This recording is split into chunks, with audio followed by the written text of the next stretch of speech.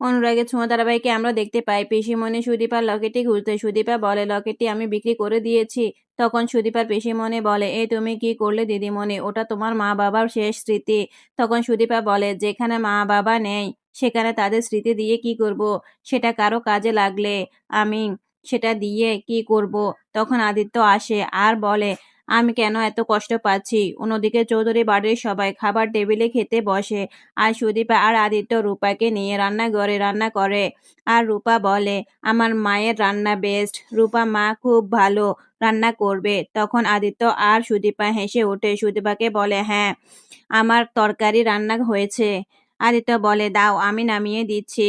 পরমা রূপার প্রতি একটা টান কাজ করছিল, তাই পরমা রূপার কাছে এসে অদ্ভুতভাবে তাকিয়ে থাকে। রূপাও তাকিয়ে থাকে আর বলে, তোমার কি কষ্ট হচ্ছে? পরমা রূপার দিকে এগিয়ে যেতে অব্র বলে, তুমি এখানেও চলে এসেছো? আর তখন সুদীপা লাফিয়ে ঘুম থেকে উঠে যায়। তখন আদিত্য এসে বলে, কি হলো, কি হয়েছে এখানে? পরমা বলে, বিশ্বাস করো আমি এখানে আদিত্যের জন্য আসিনি।